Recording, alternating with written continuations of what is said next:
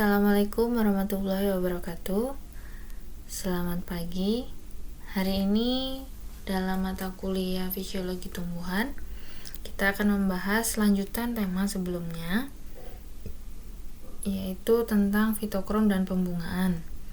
Walaupun hari ini tanggal merah, tapi kami harap teman-teman bisa tetap mendapatkan hak teman-teman sebagai mahasiswa untuk mendapatkan materi atau pengajaran. Hari ini tidak akan ada tugas dari saya, tapi akan ada materi. Jadi teman-teman bisa mendengarkan materi ini kapanpun. Kita akan bahas tentang fitokrom dan pembungaan ya. Sebelumnya kita ketahui dulu bahwa fitokrom adalah reseptor cahaya atau penerima cahaya, yaitu suatu pigmen yang digunakan oleh tumbuhan untuk menyerap atau mendeteksi cahaya. Sebagai sensor, dia terpacu oleh cahaya merah dan inframerah. Cahaya inframerah ini memiliki panjang gelombang yang lebih besar daripada cahaya merah, infrared ya. Nah, di sini tumbuhan menggunakan fitokrom untuk mengatur beberapa aspek fisiologis adaptasi terhadap lingkungan, seperti contohnya fotoperiodisme, pengaturan saat berbunga pada tumbuhan. Fotoperiod ya. Yang kedua ada perkecambahan, kemudian ada pemanjangan dan pertumbuhan kecambah, khususnya pada dikotil ya, tanaman dikotil. Kemudian ada morfologi daun, ada pemanjangan ruas batang serta pembuatan atau sintesis klorofil. Jadi manfaat dari sitokrom oleh tumbuhan itu mengatur beberapa aspek, dan ini lebih cenderung kepada aspek fisiologisnya. Mulai dari sintesa klorofil hingga saat berbunga. Dari mulai fase vegetatif hingga memasuki fase generatif, itu menggunakan fitokrom untuk mengatur beberapa aspeknya. Fitokrom tadi apa? Reseptor cahaya. Jadi sangat berhubungan antara cahaya dengan proses tumbuh dari tanaman. Ada dua macam fitokrom, yaitu fitokrom yang mengabsorpsi atau menyerap cahaya merah, disingkat dengan PR, dan yang mengabsorpsi atau menyerap cahaya infrared yang disingkat dengan PFR. Jadi kalau misalnya cahaya merah aja PR, kalau infrared itu PVR. Setiap hari perubahan bentuk dari PVR, dari infrared menjadi cahaya merah, terjadi pada waktu gelap. Pada saat matahari terbit, fitokrom berubah menjadi PVR. Jadi kalau malam hari itu gelombang inframerahnya akan menjadi cahaya merah. Tapi kalau siang hari fitokrom warna merah bisa menjadi cahaya inframerah. Nah, perubahan fitokrom ini adalah faktor yang mengontrol jam biologi tumbuhan untuk dapat mengukur waktu antara permulaan perubahan PVR menjadi PR pada saat matahari tenggelam dan perubahan PR menjadi PVR pada saat matahari terbit. Jadi perubahan ini adalah jam biologi untuk mengontrol jam biologi tumbuhan. Jam biologi tumbuhan itu berapa lama? Itu ada 24 jam. Jadi selama 24 jam tanaman itu tetap melakukan kegiatan atau refleksi pada sifat-sifat tumbuhan itu sendiri, pada bagian-bagian sel itu. Jadi nggak ada waktu relaksasi bagi tumbuhan, dimana jam biologi ini akan mengatur kapan cahaya infrared berubah menjadi cahaya merah atau cahaya merah menjadi infrared.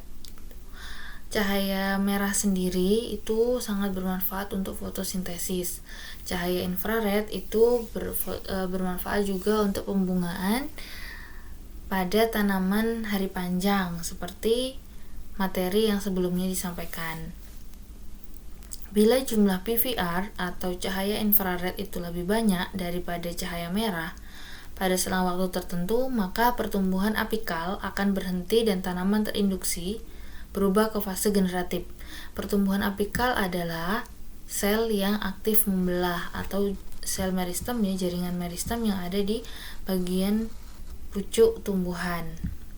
Meristem apikal biasanya disebut begitu. Nah, tanaman memiliki jam biologis tertentu, siklusnya itu selama 24 jam, yang disebut dengan ritme sirkadian.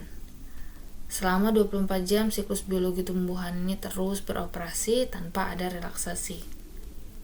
Berbeda dengan manusia dan hewan, yang ketika malam hari, tubuh akan berelaksasi selama waktu istirahat. Kalau tumbuhan enggak. Jadi mereka tetap beroperasi, sehingga siklus biologi tumbuhan itu 24 jam. Nah, menurut Van de Veen menyatakan bahwa fotokrom inframerah menginduksi embrio dalam biji untuk menghasilkan hormon giberelin. Giberelin ini menginduksi terbentuknya enzim amilase dalam biji. Amilase akan memecah pati menjadi gula sehingga akan meningkatkan tekanan osmosis dalam biji.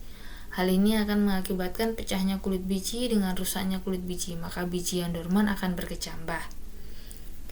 Ini adalah keterkaitan antara fitokrom inframerah dengan masa dorman yang berhenti. Ini akan dipelajari lebih dalam tema embriotik ya, embrionik. Sementara di sini saya akan membahas sekilas aja tentang apa itu hubungan infrared dengan perkecambahan atau rusaknya kulit biji sehingga dormansi itu tuh akan berakhir. Hormon giberelin ini akan membentuk enzim amilase dalam biji. Enzim amilase ini fungsinya untuk apa? Enzim amilase ini yang memecah amilum menjadi gula. Pati menjadi gula, karbohidrat ya, meningkatkan tekanan osmosis dalam biji. Sehingga mengakibatkan pecahnya kulit biji. Tekanan osmosis tahu ya? Tekanan yang ada di dalam jaringan. Nah, itu nanti bijinya akan rusak, kemudian akan berkecambah. Itu kenapa perkecambahan itu lebih cenderung pada waktu malam hari karena infrarednya itu tuh lebih panjang. Kemudian fungsi dari fitokrom itu seperti apa? Sebagai fotodetektor yang memberitahukan tumbuhan apakah ada cahaya atau tidak. Karena dia tadi reseptor cahaya ya. Jadi fungsinya itu juga bisa sebagai fotodetektor. Kemudian yang kedua, memberikan informasi kepada tumbuhan mengenai kualitas cahaya. Karena kualitas cahaya ini juga berhubungan dengan pertumbuhan tanaman, khususnya pembungaan. Yang ketiga, fungsinya adalah saat proses perkecambahan fitokrom sangat membantu memacu perkembangan akar. Yang keempat, cahaya merah yang ditangkap oleh fitokrom memiliki banyak fungsi. Cahaya merah memacu perkembangan perkecambahan biji, biru atau merah jauh dapat menghambat perkecambahan. Maksudnya biru atau merah jauh itu jangka panjang. Jadi kalau misalnya jangka pendek aja dia bisa memacu perkembangan perkecambahan biji, tapi kalau misalnya jangka panjang dia dapat menghambat. Jadi sesuatu yang berlebihan itu biasanya menjadi inhibitor atau penghambat. Selanjutnya ada induksi fotoperiodisme. Induksi ini sangat penting dalam pembungaan. Respon tumbuhan terhadap induksi fotoperiod ini sangat bervariasi ya, tergantung dengan spesiesnya. Ada tumbuhan yang untuk pembungaan cukup memperoleh induksi 1 kali, tetapi tumbuhan lain memerlukan induksi lebih dari 1 kali. Misalnya contoh chrysanthemum atau tanaman krisan, dia membutuhkan berkali-kali induksi fotoperiod. Dalam artian membutuhkan penyinaran dalam jangka waktu lama. Berbeda dengan tanaman-tanaman hari pendek. Jadi dia cuma butuh sebentar aja pencahayaan sehingga dia bisa lebih optimal pertumbuhannya. Di dalam menerima rangsangan ini, organ daun diketahui sebagai organ penerima rangsangan. Jadi yang paling sensitif itu adalah daun. Daun yang menerima cahaya, kemudian nanti di situ ada reseptornya, kemudian di situ ada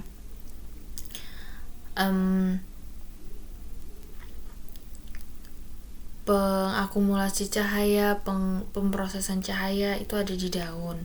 Ada 4 tahapan yang terjadi dalam respon pembungaan terhadap rangsangan fotoperiode. Yang pertama, menerima rangsangan dulu.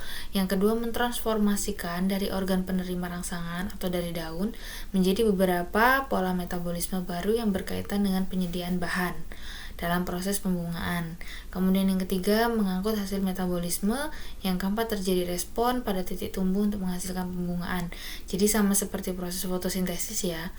Daun menerima rangsangan, kemudian dia akan merubah cahaya itu menjadi sebuah penyedia bahan untuk pembungaan atau proses fotosintesis, kemudian nanti diangkut hasilnya melalui metabolisme dengan jaringan floem.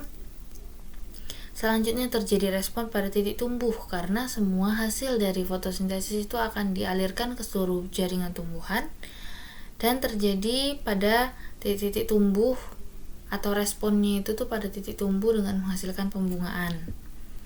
Itu tadi. Bagaimana mekanisme pembungaan itu? Mekanisme pembungaan ini dipengaruhi oleh beberapa unsur. Yang pertama, efek cahaya. Jadi beberapa reseptor tumbuhan terhadap cahaya itu misalnya respin fototropik yang efeknya timbul melalui auksin. Ini adalah zat pengatur tumbuh ya, auksin. Respon ini akan membawa organ-organ fotosintetik dalam posisi optimum terhadap datangnya cahaya. Respon terhadap cahaya yang lain misalnya membuka dan menutupnya sel pelindung, respon cahaya dalam sintesa klorofil dari tumbuhan berbunga. Jadi ada beberapa respon-respon tanaman terhadap datangnya cahaya, misalnya membuka dan menutupnya sel pelindung pada stomata ya, sel membuka menutup. Dan kemudian ada juga yang sintesa klorofil dari tumbuhan berbunga. Sintesa itu menyerap, bisa juga dikatakan dengan menyerap klorofil dari tumbuhan berbunga. Itu tadi efek cahaya. Kemudian yang kedua adalah intensitas cahaya, di mana banyaknya energi yang diterima oleh suatu tanaman per satuan luas dan per satuan waktu, kal cm persegi per hari. Ditinjau dari sifat biologis tanaman, intensitas ini berpengaruh terhadap yang pertama, laju fotosintesis. Tentu fotosintesis itu memerlukan cahaya untuk sebagai unsur utama melakukan proses fotosintesis. Kemudian yang kedua, transpirasi. Laju transpirasi ini berhubungan dengan suhu. Ketika intensitas cahaya itu tinggi, maka suhu juga akan tinggi. Terjadilah transpirasi. Transpirasi ini prosesnya adalah mengeluarkan sebagian uap air dari tanaman untuk menjaga agar tanaman tersebut tidak kering. Jadi ada transpirasi, proses pernafasan dari tumbuhan ya. Bisa dibilang seperti itu. Kemudian yang ketiga, intensitas cahaya berpengaruh terhadap pertumbuhan memanjang dan menuju arah datangnya sinar. Atau biasanya teman-teman melihat tumbuhan itu etiolase. Batangnya itu bisa lebih panjang, pucat, menuju ke arah datangnya cahaya. Nah, itu biasanya disebut dengan etiolase karena dia kekurangan cahaya. Jadi bagaimana tanaman itu bisa mencari sumber cahaya. Yang keempat, ada perkecambahan benih. Adanya intensitas cahaya tadi berhubungan dengan fitokrom ya, fitokrom merah dengan fitokrom infrared yang berhubungan dengan percambahan benih. Dan efeknya terhadap pemecahan dormansi tadi. Kemudian tumbuhan memerlukan intensitas cahaya tertentu yang berbeda dari satu spesies dengan spesies tumbuhan lain untuk tumbuh dengan baik. Tumbuhan tertentu seperti tomat dan rumputan memerlukan cahaya matahari langsung dan terang untuk perkembangan yang optimal. Pada tumbuhan itu, sintesa zat-zat hidup meningkatkan berbanding lurus dengan meningkatnya intensitas cahaya sampai satu batas tertentu. Semakin baik intensitas cahaya yang diterima oleh tanaman, maka hidupnya itu akan baik juga. Atau dalam artian itu, proses fotosintesis, proses tumbuh berkembangnya itu akan lebih optimal. Sebagai contoh, tanaman tomat dan rumputan itu memerlukan cahaya matahari langsung dan terang, sehingga perkembangannya bisa optimal. Tapi berbeda dengan tumbuhan seperti tanaman perdu, tanaman berkayu yang pendek, tumbuh secara optimal pada intensitas cahaya yang lebih rendah dan tumbuh kerdil jika terkena cahaya matahari langsung terus-menerus.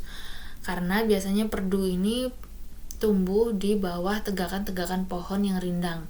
Kanopinya menutupi dari pertumbuhan si perdu, sehingga dia tidak memerlukan banyak sinar matahari. Ketika dia sudah dapat lebih banyak sinar matahari atau intensitas cahaya yang tinggi, maka dia akan kerdil, tanamannya akan menjadi kecil kayak gitu. Contoh-contoh tanaman perdu apa sih gitu? Kopi, kakao itu masih termasuk dalam perdu, sehingga tanaman kopi dan kakao jika terlalu menerima panas, tidak terdapat naungan atau selalu menerima intensitas cahaya yang tinggi dari pagi sampai sore, maka dia biasanya tumbuhnya kerdil dan kurang optimal kayak gitu. Kualitas cahaya diartikan sebagai proporsi panjang gelombang yang diterima pada suatu tempat dan waktu tertentu. Klasifikasi radiasi matahari ya, ini RM, menurut panjang gelombang dibagi menjadi 2, dari 0,38 mikron itu termasuk ultraviolet. Kemudian ini yang berwarna orange, ini adalah cahaya-cahaya yang nampak atau visible light yang digunakan untuk fotosintesis atau biasa termasuk dalam fotosintesis active radiation. Jadi fotosintesis akan aktif pada panjang gelombang violet, biru, hijau, kuning, jingga, dan merah. Sementara untuk panjang gelombang 0,72 hingga 5,000 itu termasuk dalam infrared. Apa saja peranannya dari jenis-jenis cahayanya itu? Kalau cahaya sinar UV atau sinar UV itu peranannya untuk perkembangan warna, kemudian dapat membantu pembentukan pigmen antosianin. Antosianin ini juga berperan dalam pertumbuhan tanaman ya.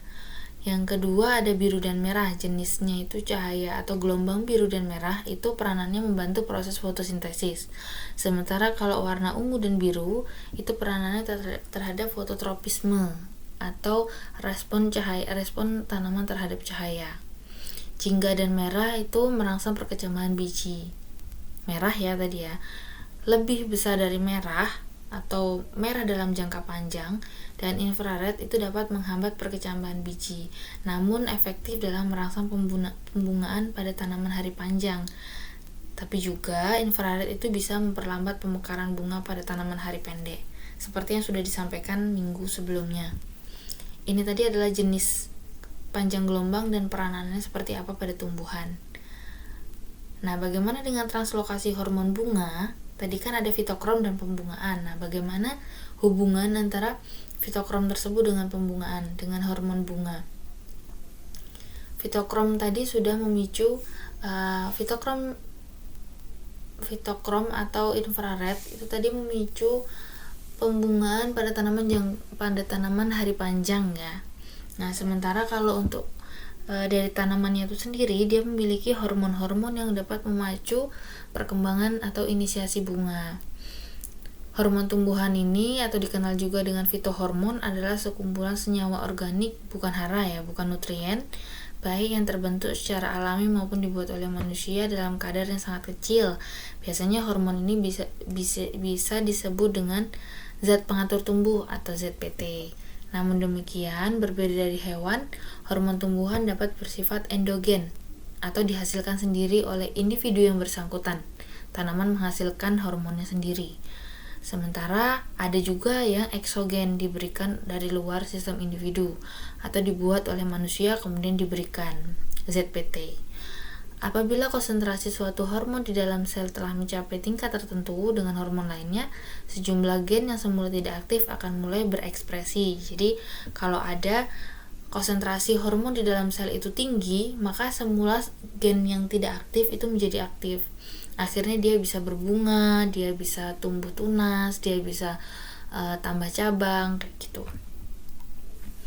Hormon tumbuhan tidak dihasilkan oleh suatu kelenjar sebagaimana pada hewan, melainkan dibentuk oleh sel-sel yang terletak di titik-titik tertentu pada tumbuhan, terutama titik tumbuh di bagian pucuk tunas maupun ujung akar, apical meristem. Gitu ya. Jadi ada sitokinin dibentuk di ujung akar, namun dia nanti diantarkan ke pucuk batang kayak gitu. Jadi ada titik-titik tertentu pada tumbuhan yang menghasilkan hormon seperti hormon gibberellin, auksin, sitokinin gitu. Tumbuhan itu sudah punya titik-titik tertentu. Berbeda dengan hewan. Kalau hewan kan dihasilkan oleh kelenjar, sementara kalau tumbuhan itu dihasilkan oleh sel-sel yang terletak pada titik tertentu. Hormon akan bekerja pada jaringan di sekitarnya atau lebih umum ditranslokasikan ke bagian tumbuhan lain untuk aktif bekerja di sana. Pergerakan hormon dapat terjadi melalui pembuluh tapis, pembuluh kayu maupun ruang-ruang antar sel. Pembuluh kayu adalah xilem dan floem. Kemudian pembuluh tapis adalah pembuluh yang ada di dalam jaringan tumbuhan, atau bisa juga translokasikan melalui ruang-ruang antar sel. Hormon ini akan diberikan kepada seluruh bagian tumbuhan untuk masa vegetatif maupun masa generatif. Itu tadi yang sudah saya sampaikan tentang materi fitokrom dan pembungaan. Jika ada yang ingin ditanyakan, silakan japri WhatsApp group atau menggunakan fitur chat di Sunan. Semoga bermanfaat. Wassalamualaikum warahmatullahi wabarakatuh. Selamat berlibur.